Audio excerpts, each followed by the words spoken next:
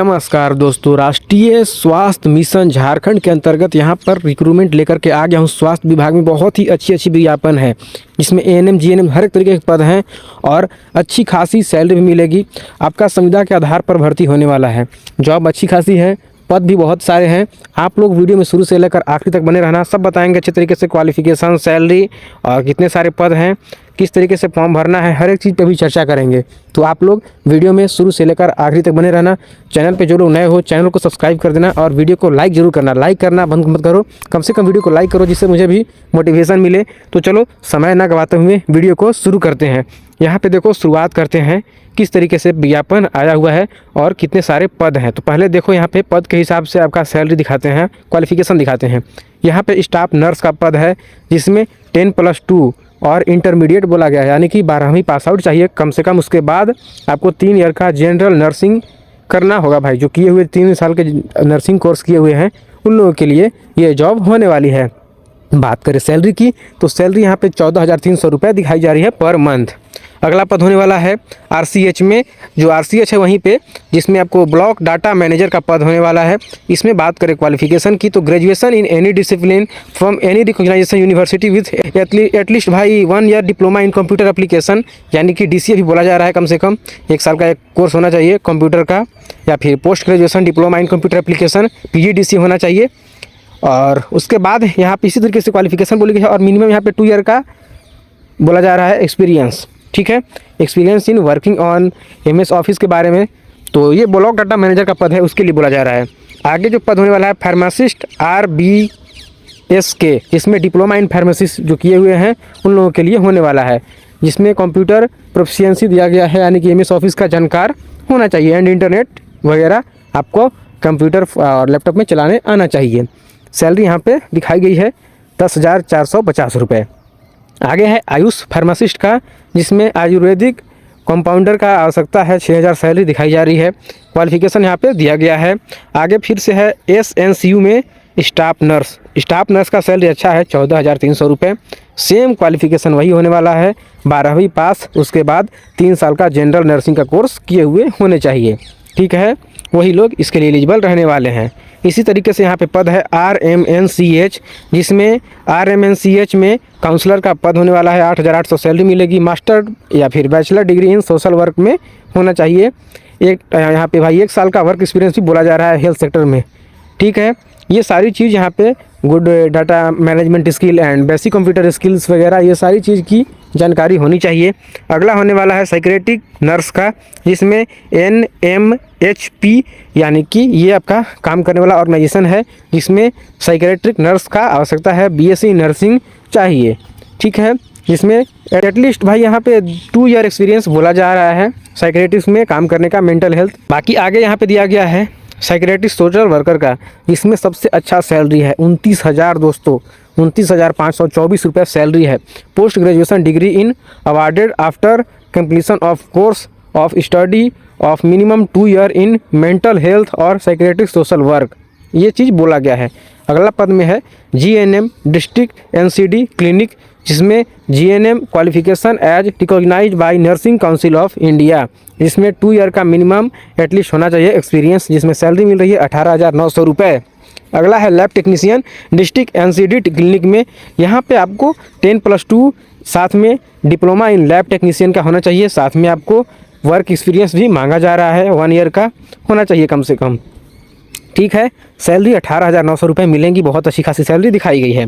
आगे है 11 नंबर में काउंसलर डिस्ट्रिक्ट NCD क्लिनिक, जिसमें 10,500 सैलरी मिलेगी। बैचलर डिग्री सोशल साइंस में होना चाहिए, और यहाँ पे भाई 2 ईयर का कम से कम होना चाहिए एक आपका एक्सपीरियंस।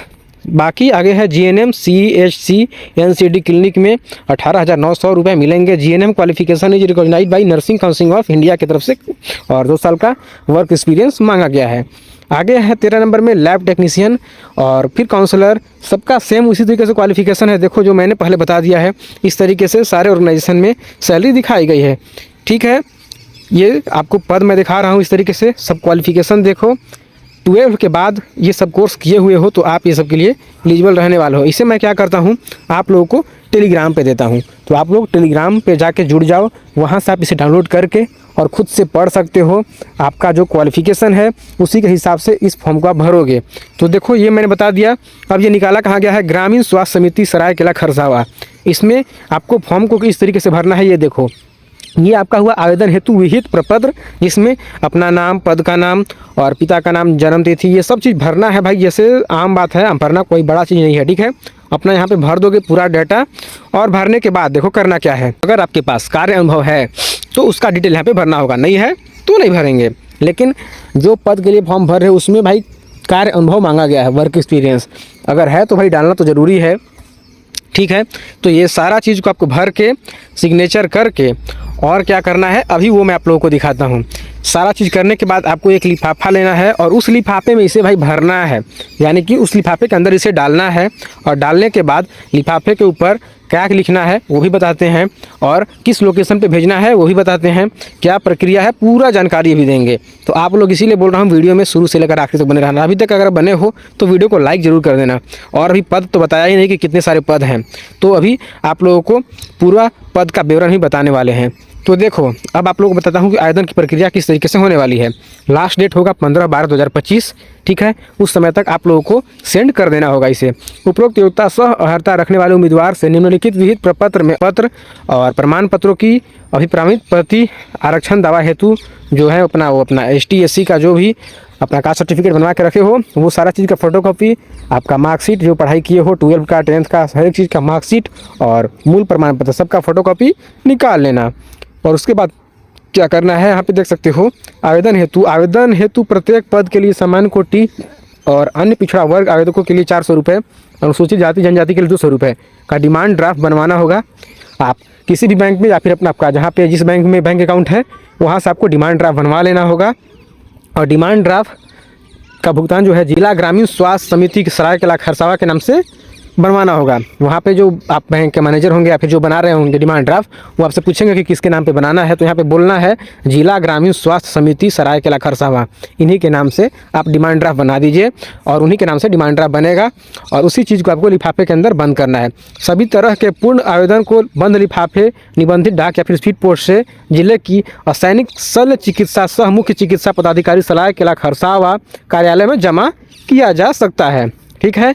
तो इस चीज़ को आपको सेंड कर देना है। यहाँ पर ये चीज़ बोला गया है, ये कहाँ पे सेंड करना है, असैनिक शल्य चिकित्सा सह मुख्य चिकित्सा पदाधिकारी सरायकेला खरसावा।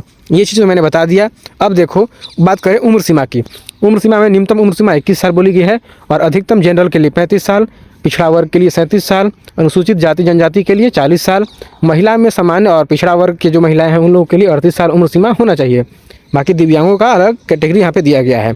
बात करें चयन प्रक्रिया की, तो चयन प्रक्रिया कैसे होगा, अभ्यर्थी का चयन शैक्षणिक एवं तकनीकी परीक्षाओं में प्राप्त जो अंक हैं और रिटन टेस्ट, स्किल टेस्ट या फिर साक्षात्कार एक या एक से अधिक जो लागू हो समिति के निर्णय के आधार पर किया जाएगा। सभी उम्मीदवार निबंधित डाक स्पीड पोस्ट से आवेदन पत्र भेजना सुनिश्चित करेंगे।